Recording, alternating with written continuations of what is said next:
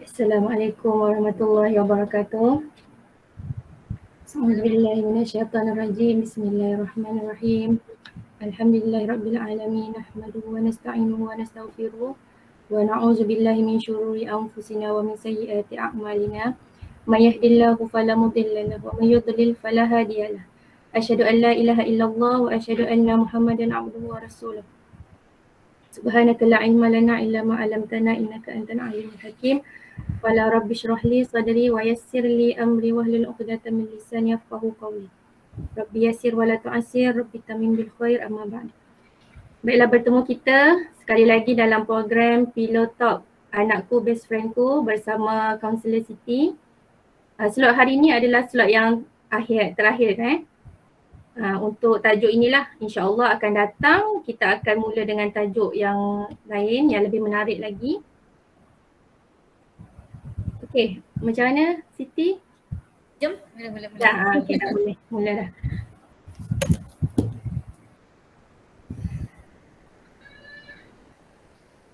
Bismillahirrahmanirrahim. Alhamdulillahirabbil alamin wassalatu wassalamu ala asyrafil anbiya'i wal mursalin wa ala alihi washabihi ajma'in. Wala rabbi shrah li sadri wa yassir li amri wa hlul 'uqdatam min lisani yafqahu qawli. Subhanaka la ilma lana illa ma 'allamtana innaka antal alimul hakim. Wala hawla wala quwwata illa billahil aliyil azim.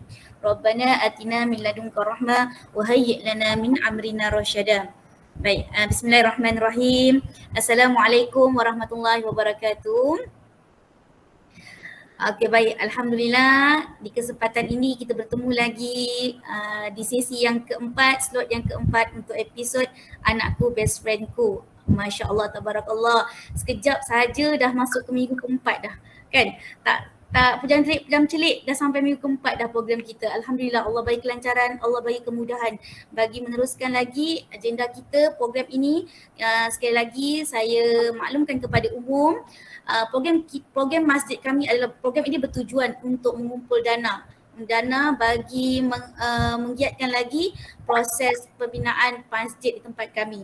Jadi penyertaan tuan-puan dalam program ini sangat-sangat kami berterima kasih dan kami membuka ruang dan peluang untuk puan-puan membuat kebaikan bersama-sama, insya-Allah. Okey, jadi kita teruskan untuk sesi saya pada malam yang berbahagia ini, alhamdulillah. Okey.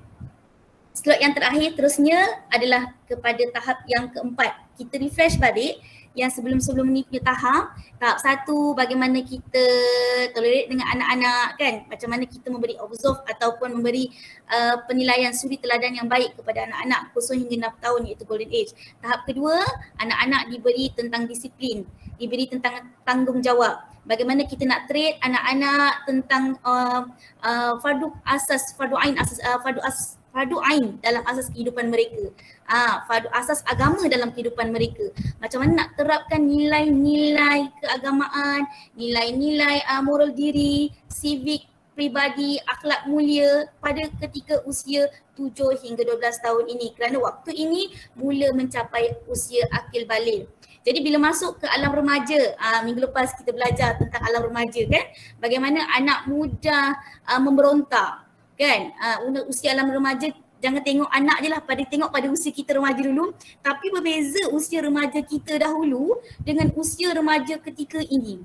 Ya, ketika ini cabaran dan dugaannya lebih hebat, lebih mencabar. Sebab dia main, dia main teknologi kan, main hujung jari. Hujung jari semua maklumat dapat. Kita dulu main mulut kan. Dosa datang dengan mulut kan, tapi sekarang dengan hujung jari. Maksudnya hujung jari ni macam-macam maklumat mereka dapat, mereka perolehi. Sekiranya tak dapat ditapis, kita tak kawal, kita tak tapis, dan di situlah mencipta berbagai bentuk dan personaliti diri pada anak-anak.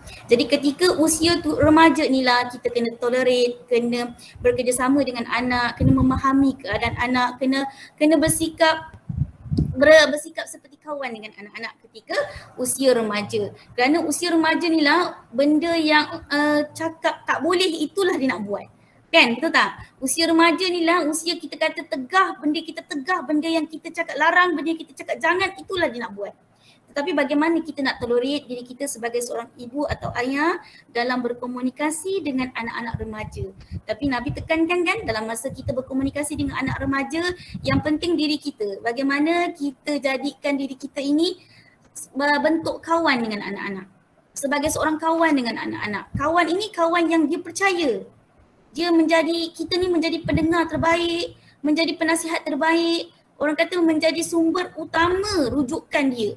Points of reference kepada dalam setiap perlakuan dalam kehidupan dia. Sebab macam saya cakap tadi lah, remaja ini dalam tempoh pergolakan. Dalam tempoh dia nak mengenal erti, dia nak mencari mana satu kawan, mana satu lawan. Dia nak kenal mana satu boleh diguna pakai, mana satu dia boleh tolak ke tepi. Dan ketika inilah panduan ibu ayah sangat mainkan peranan yang penting dalam mencorak peribadi anak remaja. Dan macam mana kita terapkan nilai-nilai kemanusiaan dalam jiwa remaja.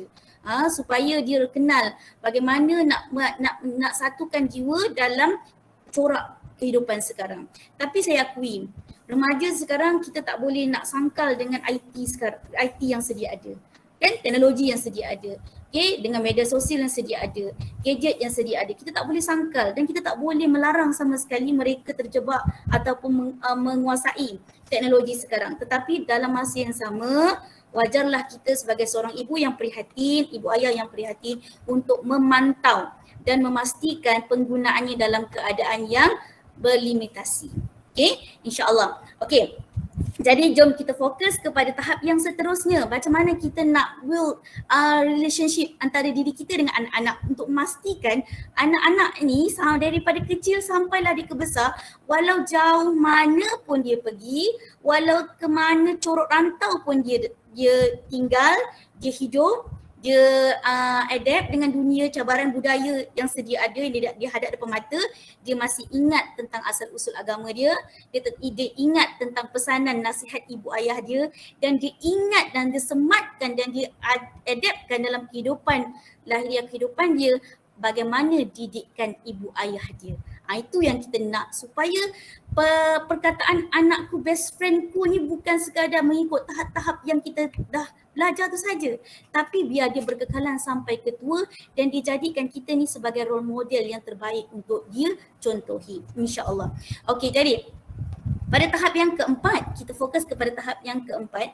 Nabi terapkan pada usia anak yang keempat ni, kalau ikut dari dunia psikologi, dia 18 tahun ke atas. Okey, umur 21 tahun ke atas, hendaklah para ibu bapa memberikan kebebasan bertindak selagi tidak bertentangan dengan syariat. Ibu bapa hanya perlu bertindak sebagai penasihat agar segala tindakan mereka terkawal. Okay? Apa yang diterapkan adalah, kunci dia adalah dekat sini kita bagi kebebasan. Kebebasan kepada anak, dalam masa yang sama kebebasan ini ada unsur panduan lagi, ada unsur bimbingan lagi melalui cara kita memberi nasihat. Kerana waktu usia ini anak-anak telah didedahkan dengan kehidupan. Betul? Dia mula mengorak langkah untuk mencari kehidupan dia sendiri. Mula mencari pekerjaan yang serasi dengan personality diri dia. Dia mula mencari dia punya penampilan diri dia. Dia mula mengenal pasti pasangan hidup dia. Mula mengenal pasti waktu ketika usia ini. Jadi sebagai ibu bapa yang mempunyai pengalaman, mempunyai asam garam kehidupan, wajarlah kita menjadi ibu ayah yang memberi panduan yang sebaiknya. Bila anak datang pada kita meminta nasihat ataupun menunjukkan hasil usaha dia dalam dia mencari kehidupan dia ketika tahap ini, apa kewajaran kita sebagai ibu untuk kita pastikan diri kita bersedia ataupun memberi nasihat terbaik kepada anak-anak kita. Ya, pastinya sokongan daripada ibu-ibu dalam memberi pembebasan kepada keputusan anak-anak, tetapi dalam bentuk panduan lagi. Contohnya, bila anak datang kepada kita bagi hajat, maksudnya bagi luahan yang dia dapat pekerjaan begini. Mungkin ada harapan kita terselit, harapan yang kita nakkan anak kita begini. Tapi kita kena pasti dia punya kemampuan, dia punya personality, dia punya gaya hidup, dia punya adaptasi tentang cara dia nak melalui proses kehidupan dia tu dengan pekerjaan yang dimiliki. kita kena pasti dulu benda tu serasi dan sesuai tak dengan keadaan hidup dia. Bila benda tu serasi, seiring, dan kalau kita dapat kenal pasti benda tu tak selari, bagaimana cara kita mengurak atau memberi nasihat dalam masa yang sama tidak menggugat dia punya keputusan dalam memastikan kehidupan yang dipilih. Jadi sebagai seorang ibu, pastinya dalam tahap ini kita pantau menjadi seorang yang penasihat terbaik. Bukan penasihat 25%, penasihat terbaik dalam memastikan anak pilih cara hidup yang betul. Contohnya dalam memilih pasangan, dia bawa jumpa pasangan. Kan anak yang boleh kita kenal pasti dia tu anakku, best friendku. Dalam dia pastinya dalam urusan dia memilih kehidupan dia akan menjadikan ibu ayah dia ni sebagai rujukan utama dia. Dalam mencari pasangan, pastinya dia akan cakap pada ibu ayah dia. Dalam mencari pekerjaan, dapat pekerjaan, pastinya ibu ayah menjadi point of reference dia. Jadi kat sini menunjukkan KPI kita sebagai seorang ibu dan ayah berjaya pada tahap ini. Bila mana anak menjadikan kita rujukan utama, pendengar terbaik, penasihat terbaik, rujukan utama yang terbaik ketika usia ini. Jadi kita teruskanlah menjadi seorang ibu dan ayah yang berkekalan memberikan panduan yang baik dan dalam masa yang sama memberikan nasihat ke arah yang membina dalam kehidupan anak-anak ketika usia ini. Teruskan beri nasihat yang baik walaupun ketika itu kita rasakan anak-anak dah besar dah ada keluarga sendiri dah ada kehidupan dia sendiri dah. Dia pasti pada usia ini seiring dan seharusnya meneruskan memberi nasihat berunsurkan yang baik. Sebab kita tak tahu kehidupan dia pada masa akan datang. Sekiranya kita membebaskan dia tanpa bimbingan, tanpa nasihat, kita khawatiri dia rasa diri dia gah, dia rasa diri dia hebat, tanpa meletakkan kita ni sebagai satu tempat, orang kata point of keramat atau berkat. Dia rasa diri dia dengan hasil usaha dia boleh hidup dengan berjaya, dengan kaya, dengan hebat, hasil usaha diri dia. Kita tak nak macam tu. Biarkan tanamkan dalam mindset anak-anak yang ketika ini, walau jauh dia pergi sekalipun, dia tetap meletakkan ibu ayah sebagai tujuan utama dia untuk mendapat keberkatan dalam kehidupan dia. Dan dia sedar apa yang dia buat masih lagi berbalik kepada ibu ayah dia, masih berbalik lagi kepada perjalanan kehidupan yang Allah tentukan. Okey, jadi pada tahap ini luaslah pendekatannya supaya ibu ayah diberi penekanan bagaimana kita terapkan diri kita dalam memastikan anak-anak selesa dengan kita. Selesanya macam mana? Selesa dalam dia bertoleransi, dalam dia berkata, dalam dia meluahkan rasa, dalam dia mendengar nasihat kita, dalam dia mengungkapkan apa yang dia terbuku di hati. Kita sebagai ibu, jadikan pendengar terbaik, jadikan penasihat terbaik. Lafaz lisan yang keluar daripada mulut kita itu adalah kata-kata yang terbaik, yang mendorong diri dia rasa untuk terus hidup walaupun ketika itu dia rasa down. Tolong pastikan lisan yang keluar daripada mulut kita ni satu perkataan yang baik-baik. Walaupun ketika itu kita geram, marah sekalipun. Contohnya, macam saya cakap tadi, contohnya kalau apa yang dia tunjuk pada kita tak seperti yang kita inginkan pada dia, tak seperti expectation kita pada dia. Kan kita mengharapkan dia begini, tapi tuk-tuk dah tiba tahap ini, dia pilih haluan dia yang membelakangkan expectation kita. Jadi dekat sini sebenarnya reaction kita pada emosi kita tu memainkan peranan. Bagaimana kita terapkan nilai murni dalam diri kita untuk menerima pilihan dia sebaiknya. Sebab kehidupan dia waktu ketika inilah dia memilih untuk jadi yang terbaik sebenarnya. Jadi apapun pilihan dia, kita sebagai ibu dan ayah, waktu ketika tahap ini sokonglah sebaik yang mungkin. InsyaAllah. Okey, jadi pada tahap ini jelaslah bagaimana penekanan tentang pembebasan pemilih pilihan dalam masa yang sama memberi bimbingan dan sokongan kepada anak-anak dalam memastikan pilihan dia dalam mematuhi syariat. Pilihan dia membawa kepada kehidupan yang membahagiakan, bukan sahaja sekarang, malah masa hadapan dia. Itu yang penting. Okey, baik, seterusnya kita tengok kepada conclusion daripada tajuk anakku best friendku. Hasil daripada kita kupas satu persatu, kita dah kenal pasti kan bagaimana kita nak terapkan approach kita, didikan kita, bagi memastikan kita mendidik anak dalam keadaan tahap yang sesuai dengan tahap dia. Jadi bila kita kenal pasti tahap-tahap anak tersebut, kita tidaklah didik anak dengan cara membabi buta, kan? Jadi kita pastikan didikan anak itu dalam keadaan yang teratur seperti yang diajar oleh Rasulullah sallallahu alaihi wasallam. Sebenarnya apa yang Rasulullah sallallahu alaihi wasallam ajarkan kepada kita, itulah panduan dan ilmu yang terbaik yang sebagusnya dan seeloknya kita amalkan supaya anak-anak kita terlahir menjadi anak-anak qurratul a'yun.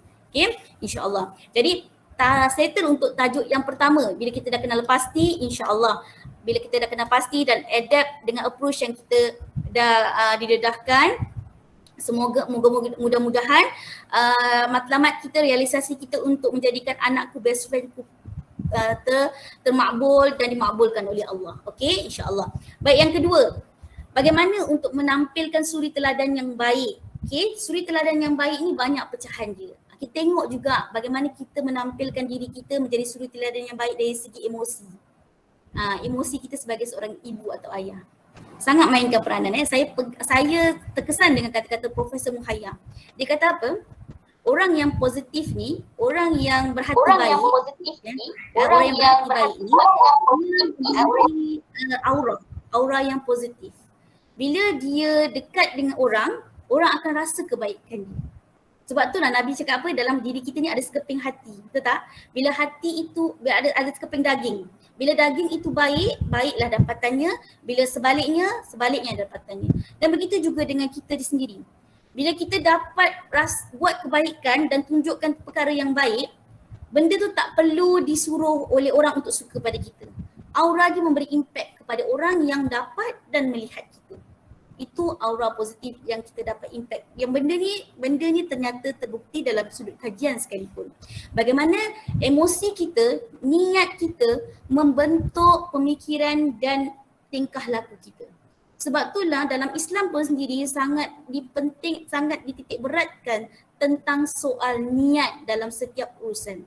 Kalau niat kita baik segala-galanya, insya-Allah hasilnya akan dapat baik. Tapi kalau niat kita sebaliknya, Allah akan tunjukkan satu persatu jalannya dan kesusahan yang berlaku depan mata kita. Jadi ibu-ibu lihat pada diri sendiri. Saya pun menasihati diri saya sendiri. Okay, banyak juga perlu diperbaiki dari segi sudut emosi dan niat kita sendiri. Macam mana kita, apa niat kita dalam mendidik anak-anak? Apa matlamat kita dalam mendidik anak-anak? Pernah tak kita tenung anak-anak kita tengok anak-anak kita? Bang, tanya pada suami, apa yang kita nak pada anak-anak kita ni sebenarnya? Apa yang kita harapkan pada dia? Kita cakap dengan dia, kita nak keluarga yang mawadah, sakinah, warahmah. Tapi bagaimana corak pendidikan anak-anak yang kita terapkan dalam unsur penilaian yang kita nak tu, matlamat kita tu, mawadah, sakinah, warahmah? Adakah didikan dari segi sudut agama kita profit? Adakah dari segi didikan tingkah laku, percakapan kita lengkap? Adakah dari segi perbuatan kita meraihkan dia? Kita buat sebagai apa yang Nabi ajar? Adakah benda-benda itu kita laksanakan? Tanya balik pada matlamat diri kita. Niat kita sebagai seorang ibu ayah, bagaimana, apa yang kita nak pada anak kita. Kalau betul kita nak menjadikan anak kita sebagai saham akhirat kita di sana, bagaimana usaha kita untuk sampai kepada tahap itu? Bagaimana usaha kita untuk sampai kepada matlamat itu? Itulah yang mencorak kepada niat kita. Niat ini mainkan peranan ni. Bila kita ada niat untuk menjadikan anak kita sebegini dan dia akan pergi ke arah itu. Sebab tu tak boleh sangkal bagaimana anak itu diterbitkan berdasarkan niat kita. Berdasarkan kita punya usaha kita. Okey? Jadi daripada segi emosi perlu dijaga ibu-ibu. Pastikan, penting untuk ibu-ibu kenal pasti emosi ibu-ibu dalam keadaan tenang, dalam keadaan penuh kesabaran. Saya tak nafikan, kadang-kadang diri saya pun memberi tempias ni sama. Kadang-kadang nak hadap emosi yang tenang, nak hadap emosi yang sabar dengan keadaan kekangan-kekangan belakang yang berlaku dalam kehidupan kita, memberi impact sebenarnya bagaimana kita nak membentuk perasaan sabar, nak membentuk perkataan sabar dalam kita menghadap kerana anak-anak. Tak dinafikan. Tapi usaha ibu-ibu untuk saling memberi yang terbaik. Kita memang tak nafikan kita bukan manusia yang sempurna, yang sentiasa nak buat kebaikan, nak menayang kebaikan sahaja pada anak. No. Kadang-kadang ada tempohnya kita akan rasa down, kita akan rasa kusut, kita akan rasa serabut bila mana kita tak mampu nak beri yang terbaik untuk anak-anak. No, kita boleh kita sentiasa sematkan dalam hati kita memang tak mampu jadi yang sempurna. Tapi usaha sebaiknya, usaha sentiasa untuk jadi terbaik di mata anak-anak. Itu dah cukup. Okay, jadi pastikan kita tampilkan dari segi sudut emosi, niat kita dan perkataan kita. Saya pegang kata-kata seorang ustazah saya, dia kata kullu kalam doa. Setiap kata-kata tu doa. Tak kira lah kata-kata kita tu dalam sudut perkataan yang baik ataupun sebaliknya. Jadi sebab tu pula digalakkan dalam Islam pun sendiri digalakkan untuk berkata yang baik-baik. Apatah lagi bila kita berkata dengan anak-anak. Kan? Berkata dengan anak-anak ni lagilah memberi impact. Dan dalam masa yang sama tak sedar itu menjadi satu bentuk doa. Even though walau kita menghadap anak ketika anak tu dalam keadaan kenakalan dia. Dalam keadaan dia tengah orang kata apa tengah aktif. Kan, tengah galak, nak buat sini, buat tu, dalam keadaan kita kadang-kadang terlepas emosi, terekspres emosi yang negatif terhadap anak. Ketika itulah kata-kata kita perlu ditapis, perlu dijaga. Sebab ketika marah itulah doa kita, ibu atau ayah diangkat terus oleh Allah. Dan tanpa kita sedar, kerana kata-kata itu memberi impact kepada masa depan anak-anak. Jadi ibu-ibu pastikan perkataan even though waktu kita marah sekalipun, sebutlah, didik diri, didik lisan, didik mulut, ajar perkataan yang baik walaupun ketika marah sekalipun yang keluar. Contohnya bertuah lah awak ni, bertuah lah. Baik sangat perangai ni lah. Lawankan perkataan yang negatif tu kepada perkataan-perkataan yang baik. Bila kita rasa kita marah dan kita beremosi ketika itu, lawankan perkataan itu supaya lisan kita terjaga, lisan kita tertapis dan tak diangkat oleh Allah Subhanahu Wa Taala sebagai satu bentuk doa. Nauzubillah min zalik. Lisan kita kena jaga lagi-lagi bila bercakap depan anak-anak. Okey. Seterusnya perbuatan. Pastikan perbuatan kita pun menjadi suri teladan yang baik. Nak suruh anak solat tapi dalam masa yang sama ibu ayah pun solat lambat. Kan? Nak suruh anak solat tapi dalam masa yang sama pun ayah tengok TV, mak tengok TV. Nak suruh anak bercakap pandang mata ayah, pandang mata ibu. Tapi dalam masa yang sama ibu ayah bercakap pandang handset. Saya menasihati diri saya juga. Okay, dalam masa yang sama kita nak bercakap dengan anak ibu, kita nak anak-anak kita fokus tapi kita sendiri tak fokus. So, macam mana teladan suri yang nak kita berikan kepada anak-anak kita?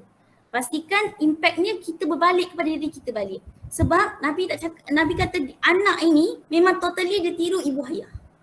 Totally sikap dia, perangai dia, perkataan dia tiru ibu ayah. Jadi even though benda tu dah sampai ke tahap yang besar sekalipun, dia memang makan sikap dan tingkah laku ibu ayah dia. Jadi teruskan usaha ibu ayah untuk jadi yang terbaik. Kita bukan sempurna, ya, tak menafikan. Kita bukan nak tampilkan kesempurnaan, tapi kita nak tampilkan kebaikan dan yang terbaik untuk anak-anak kita. Itu yang penting. Okey. Baik, yang ketiga. Okey, yang ketiga mencari waktu yang tepat dalam memberikan arahan. Ini benda yang sangat penting. Kadang-kadang tak dinafikan kita waktu nak menghadap anak yang sedang beremosi, kita terlebih emosi. Betul tak? Dalam nak menghadap anak yang marah, kita pula terlebih marah. Nak menghadap anak yang tak jaga lisannya, kita yang tak terjaga lisannya. Tak dinafikan, benda tu berlaku. Jadi kat sini sebenarnya macam mana kita nak amalkan sunnah yang Nabi ajar untuk memastikan kita boleh interrupt diri kita dengan emosi anak-anak. Jadi kat sini pendekatan terbaik ibu ayah kena kenal pasti apa dia waktu dan masa yang tepat untuk memberikan teguran, peneguhan kepada anak-anak. Kalau ikut sunnah Nabi ada 3 waktu yang tepat untuk memberi arahan ataupun teguran kepada anak.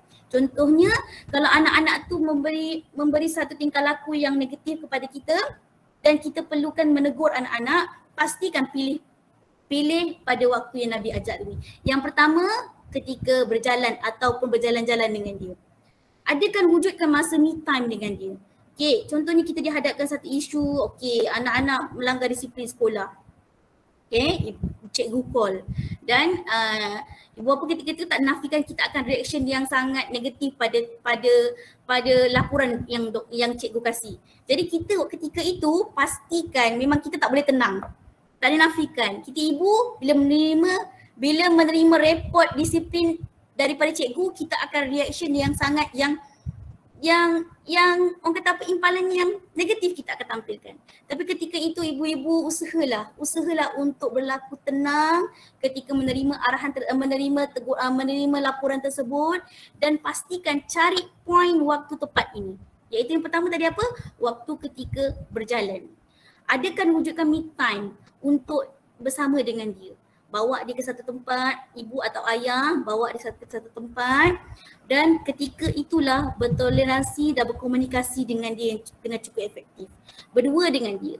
Okay, tanya apa yang dia buat, apa yang kenal pasti apa yang dilakukan, apa yang perkara yang dia buat, apa yang benda tu mengundang kebaikan ke keburukan. Rasionalkan dia. Ketika itu baru dia rasakan manfaat yang dapat ketika itu, jiwa si anak bersedia untuk terima. Bila mana kita melaksanakan perbualan ketika berjalan, ketika bersia-sia, ketika ada me time dengan dia, anak bersedia untuk menerima nasihat tersebut kerana dia rasakan ibu ayah dia tak malukan dia depan orang. Ibu ayah dia ada untuk dia. Ibu ayah dia bersedia dengar apa luahan hati dia yang terbuku dalam hati tanpa melibatkan orang lain. Dia ada rasa privasi diri ketika itu. Jadi pendekatan yang Nabi ajar ni cukup cantik untuk memastikan anak menerap terus apa yang kita nasihatkan, apa teguran kita ketika itu.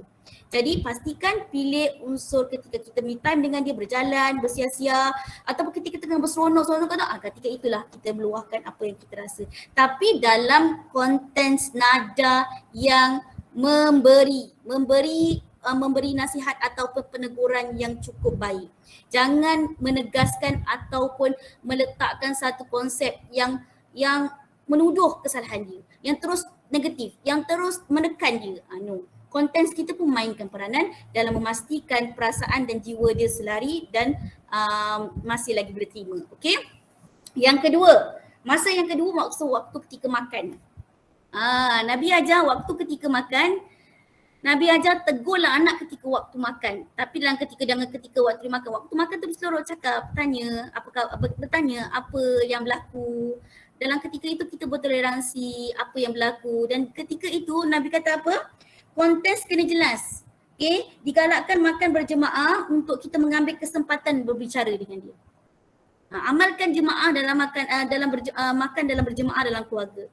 Supaya ketika itu kita dapat rasa apa yang dia nak luahkan.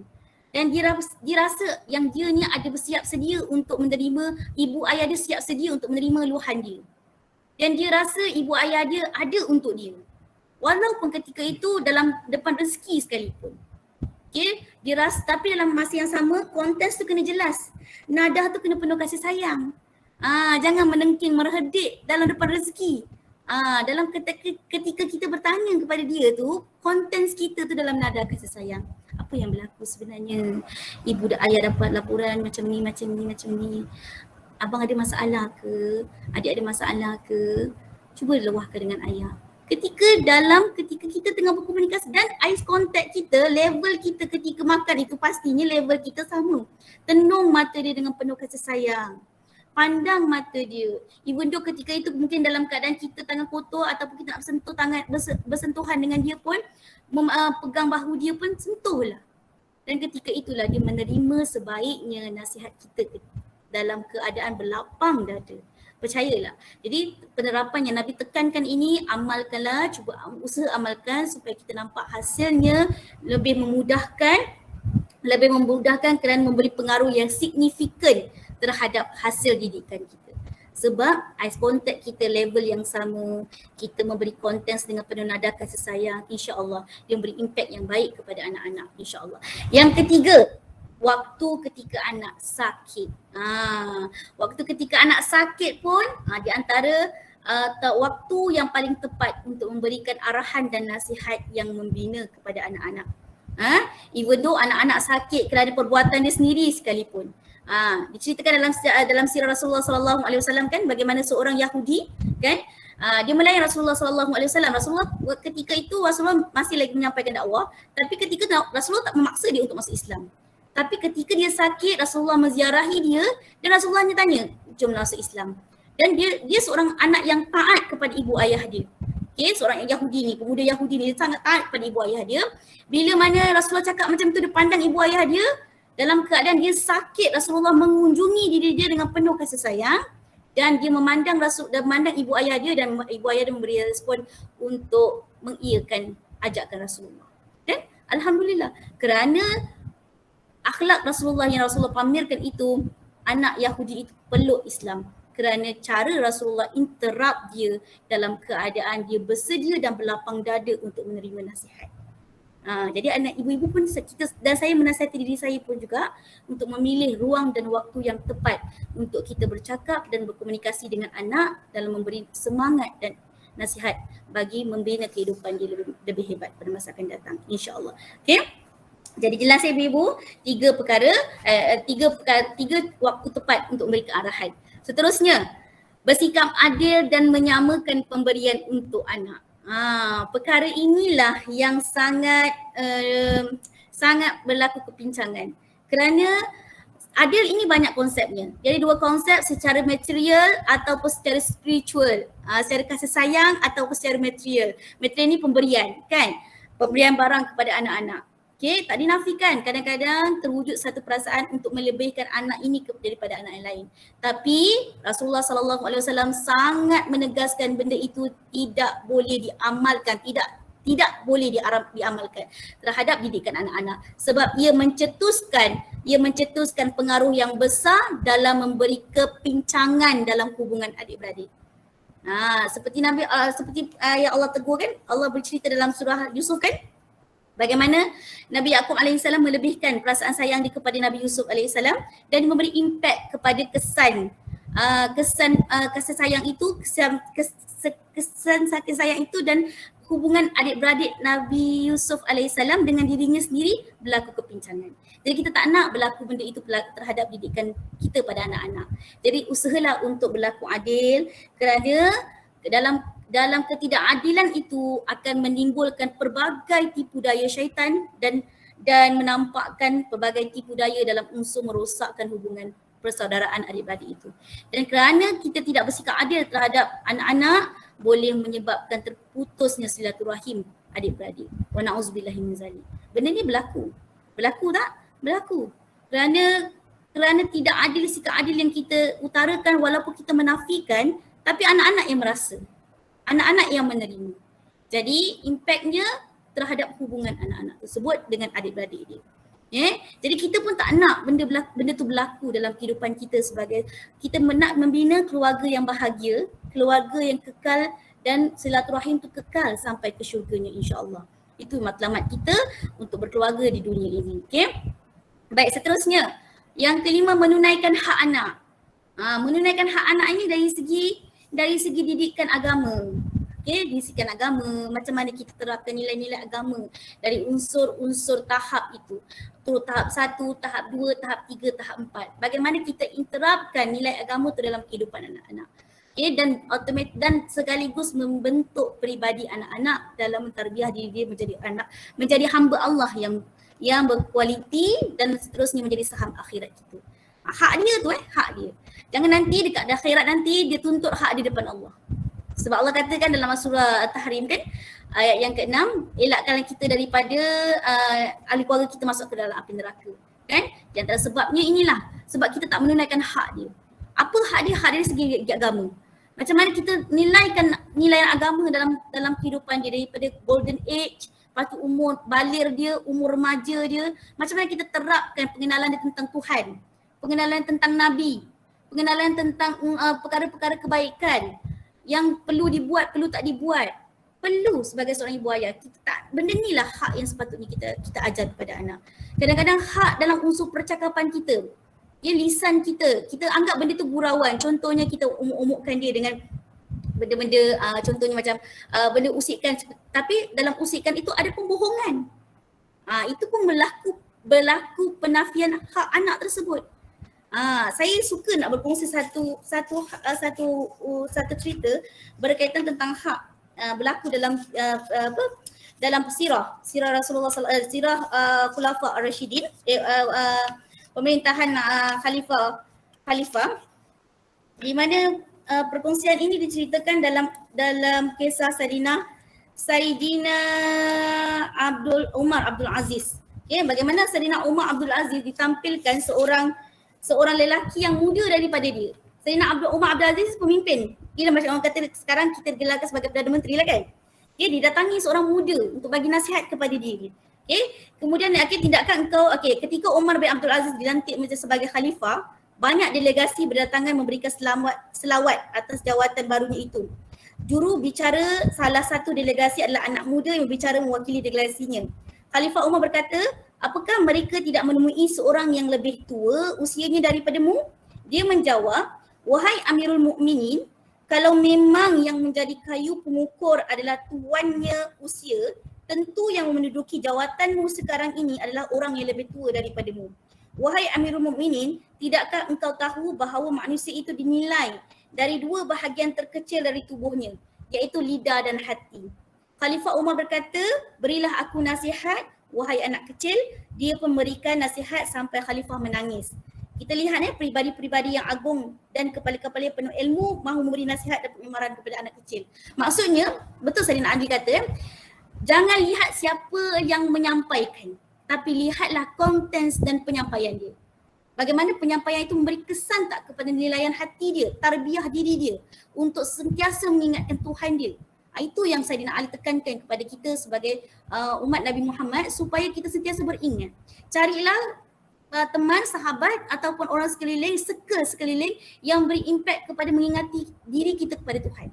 Bukan mengajak kita kepada arah benda yang mendatangkan kemaksiatan, benda yang mendatangkan kemungkaran Allah. Jadi kat situ sebenarnya siapa pun yang menyampaikan ilmu, siapa pun yang memberikan ilmu tidak penting. Yang penting adalah bagaimana penyampaian ilmu itu disampaikan memberi kesan kepada jiwa dan tarbiyah diri dia. Itu yang penting. Saya menasihati diri saya, dan kita semua sama-sama untuk memastikan kita sentiasa dalam proses kehidupan ini memperbaiki dan membetulkan apa yang silap dan salah. InsyaAllah kerana Allah. Okey, baik. Seterusnya, yang keenam adalah doa. Ibu ayah benda ni kena sedar dan kena pastikan supaya kita selalu amalkan. Dan kita sebenarnya kita kurang cakna tentang doa ini sebenarnya.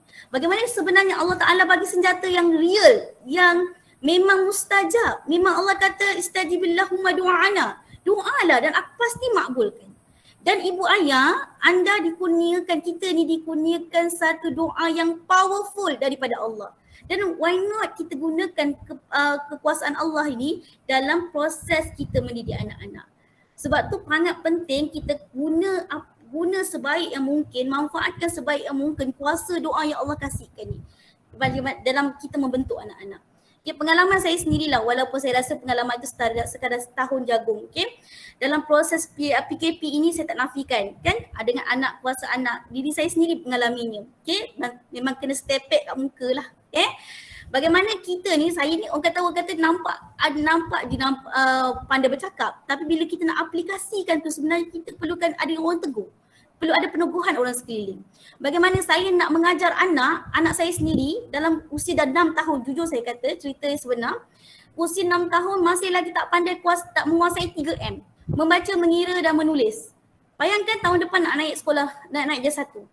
Dan saya bayangkan ketika ini dia tak boleh nak kuasai ini dan mestilah kerisauan tertimbul dalam jiwa diri saya dan suami. Bagaimana nak mendidik anak supaya dia boleh. Dalam mindset kita ni kita fikir anak ni dia kena kuasai dan dia kena buat seperti expectation kita. Betul tak? Dan dalam masa yang sama bila kita dah expect macam tu, kita bertindak dalam keadaan expectation kita tanpa memikirkan kemampuan dia, ability dia. Dan kita membelakangkan kemampuan dia dan kita buat mengikut kita punya kemampuan pula. Sedangkan dia anak masih lagi golden age yang memang dia punya pengaruh, dia punya mindset, dia punya kehidupan, dia punya cara pembelajaran dengan cara bermain, melalui permainan. Dan benda itu saya tidak letakkan dalam mindset dan saya kejarkan expectation saya. Dan apa yang berlaku, benda ni berlaku dalam saya kongsi kepada ibu-ibu dan saya tak nak ibu-ibu buat benda yang sama seperti yang saya buat. Dan benda yang berlaku saya kurangkan doa saya kepada anak saya sendiri. Dan saya letakkan bahawa apa yang saya ajar pada anak itu anak kena buat. Dan dalam masa yang sama tingkah laku saya, suara saya, perbuatan saya tidak menunjukkan pengajaran dan pendidikan yang sepatutnya seorang ibu buat pada anak ketika usia itu. Jadi dan malangnya hasilnya anak tu tak dapat kuasai juga. Jadi benda tu saya mengadu dengan mak saya, cakap macam mana ni mak gini dan mak saya kata, apa susah? Doa lah. Setepek kena kat muka. Walaupun ketika itu mak sekadar cakap benda yang biasa saja. Apa susah? Doa lah. Doa jangan tinggal, doa jangan putus. Doa minta pada Allah. Kuasa mak doa ni, kau minta apa-apa semua mak boleh. Lagi doa mak ni. Doa mak ni memang power. Memang mustajab. Jadi bila mak saya cakap gitu, saya cakap terkesan dan tertampar diri ni. Ya Allah betul, aku kurang doa untuk anak aku sendiri.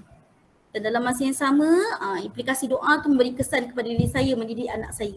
Bukan dia dah pandai keseluruhan, tidak. Tapi Alhamdulillah, kesan daripada doa itu Allah bukakan hati dia. Sebab dia pun sendiri milik Allah. Betul tak? Kita sendiri milik Allah dan dia sendiri milik Allah. Tidak akan mengubah dia selain Allah dan usaha dia juga.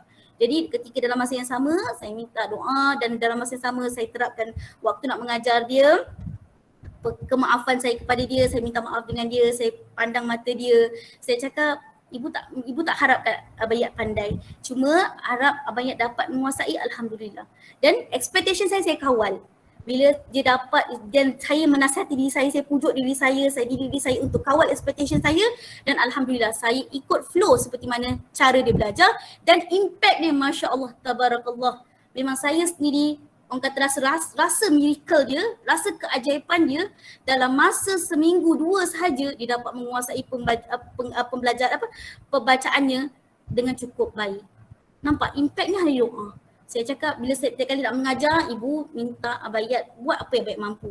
Okay, Abayat boleh Abayat dalam masa yang sama saya doa kat usap kepala dia, usap bahu dia, usap belakang badan dia dan nyatakan pada dia bahawa dia boleh. Tapi dalam masa yang sama disebabkan tingkah laku saya yang sebelum ni memberi kesan kepada impact pada emosi dia kata Abayat tak boleh. Dia kat situ sebenarnya memberi impact juga kepada saya. Macam mana saya telah memberi kesan trauma kepada diri dia. Wa na'udzubillah min zalik, janganlah benda tu berlaku juga pada yang sama pada kita semua. Okay, dan itu memberi pengajaran yang besar kepada saya pada masa akan datang. Jadi kita ambil pengajaran kat sini, doa ibu ni sangat power. Selagi kita bergelar ibu, doalah banyak-banyak pada untuk anak kita. Doa. Walaupun benda tu kita rasa macam mustahil. Kau masih lagi, budak tu masih kecil lagi, dia doa. Sebab doa tu lah mampu mengubah masa depan anak-anak. Even though dia masih kecil sekalipun. Doa ibu-ibu. Okay. Ini di antara perkongsian doa yang mungkin ibu ayah boleh amalkan. Antara doa-doa yang boleh menjadikan anak-anak, insya-Allah anak yang soleh, solehah dan yang penting menjadi qurratu a'yun dalam keluarga, penyejuk hati, penyejuk mata kita. Okay. Rabbi hablili min ladunka zuriyati thayyibah innaka sami'ud du'a. Wahai Tuhanku, kurniakanlah kepadaku dari sisimu zuriat keturunan yang baik. Sesungguhnya engkau sentiasa mendengar menerima doa permohonan. Doa ibu amalkan selepas solat. Okay, jadikan doa harian. Doa yang memang jadi harian. Okay, kita pun nak minta anak tu semayang tanpa ditarbiah, tanpa dijerit, tanpa disuruh. Tapi dalam masa yang sama kita sebagai suri teladan amalkan dan sentiasa doakan. InsyaAllah dia akan terdetik perasaan ingin buat tanpa disuruh. Lagi-lagi untuk kita solat tu. Okay, amalkan doa Nabi Ibrahim, surah Ibrahim ayat 40 dan surah Al-Imran ayat 38 ni. Okay, Rabbi ja'alni muqimas solat wa min zuriyati rabbana wa taqabbal doa. Wahai Tuhanku, jadilah kedaku orang yang mendirikan solat dan demikianlah juga zuriat keturunanku. Wahai Tuhan kami, perkenalkanlah doa permohonanku. Okay, seterusnya doa agar beriman. Ini pun sama. Jadikan doa harian dalam solat. Dalam doa selepas solat tu jadikan doa harian. Rabbana hablana min azwajina wa zuriyatina qurrata a'yun waj'alna lil muttaqina imama. Saya nak kongsi satu powernya doa ini. Okay, dalam rumah tangga terutamanya hubungan kita suami isteri ya. Macam mana pincang pun kita, pergaduhan kita dengan suami, bila doa ini ditautkan dalam bacaan solat kita, Allah akan tautkan rasa sayang. Benda ni memang jelas. Sebab apa? Bagaimana implikasi qurratu a'yun tu menyegarkan rumah tangga kita. Memberi impact kepada kebahagiaan. Dalam slogan mawaddah sakinah warahmah. Jadi amalkanlah dalam solat, amalkan. Benda ni kena percaya kuasa Allah melebihi segalanya. Okay? Jadi satu, yang ni memang doa yang saya amalkan daripada kecil. untuk anak-anak saya insya-Allah. Rabbi habli minas solihin ni, usap kepala. Rabbi habli minas solihin. Lagi-lagi kalau yang menyusu badan. Rabbi habli minas solihin. Surah Saffat ayat 100. Pergi mana pun dia, nakal mana pun dia akan back pada kita. Suara dia, nada dia, unsur kataan dia, perbuatan dia akan balik kepada kita. Rabbi habli minas solihin, usapan kepala. Ni pun guru saya yang ajar. Rabbi habli minas solihin, Rabbi habli minas solihin. Okay? Amalkan. Okay, seterusnya. Doa syura. Ni untuk anak yang agak yang aktif, nakal sikit. Amalkan doa untuk anak yang nakal sikit. Allahumma latifun bi ibadihi yarzuqu may yasha wa huwal qawiyul aziz. Okay, ni kat dada dia. Dada dia, usap kepala dia. Allahu latifun bi ibadihi yarzuqu may yasha wa huwal qawiyul aziz. Amalkan, usap kepala dia, usap dada dia. Lepas tu pandang mata dia, cakap anak ibu anak yang soleh. Anak ibu anak yang baik. Anak ibu anak yang hebat. Okay, cakapkan dia yang dia doakan dia depan mata dia supaya dia rasa doa ibu tu sangat terkesan dalam kehidupan dia. Sebaliknya doa supaya anak cergas. Ni bolehlah nanti saya akan sharing dalam saya punya slide tu. Okay, mudah-mudahan ibu-ibu ayah boleh hafal, boleh amalkan dan dapatkan dalam slide. Okay, di antara doa supaya anak memiliki pahaman agama yang benar. Ini sunnah, doa sunnah Rasulullah SAW. Allahu faqihu fid din wa alimu ta'wil. Okay, amalkan ni. Ini pun sama juga. Pastikan anak dapat anak yang cerdik, anak yang cergas, anak yang pintar dalam bijaksana. Doa supaya anak memiliki pemahaman agama yang benar. Doa agar nasihat, cergas dan manfaat ilmu. Allahumma ja'alna sahihan kamilan wa akilan haziqan wa aliman amilan. Okey, baik. Alhamdulillah, berikut sahaja perkongsian daripada saya. Itu sajalah, mungkin ada kekurangan dari segi ilmu, saya mohon maaf. Okay, sepanjang saya berkongsikan berkaitan tentang slot anakku, best friendku ini, perkongsian yang sama-sama memberi impak pada saya sendiri dan juga ibu-ibu semua. Matlamat kita adalah memberi yang terbaik untuk anak-anak, bukan untuk orang lain, tapi untuk diri kita dan anak-anak. Itu tujuannya. Jadi apa pun kita beri yang terbaik untuk anak-anak. Jangan kisah apa yang orang kata, yang penting kita tahu matlamat kita adalah untuk beri yang terbaik untuk anak-anak. Okay, jadi apa yang lemah, apa yang terburuk, apa yang teraib dan kelemahan semua datang daripada saya sendiri, dan saya mohon maaf sekiranya terkasar bahasa, terguris kata. Saya tahu kekurangan diri saya, dan apa yang terbaik, apa yang hebat semua datang daripada Allah Subhanahu Wa Taala.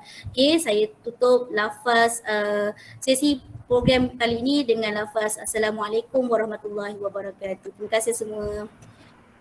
Waalaikumsalam warahmatullahi wabarakatuh. Alhamdulillah, jazakallah khair pada Siti atas perkongsian yang sangat menarik dan menyentuh jiwa kita, insya-Allah. Okay, nak buka soalan ke Siti?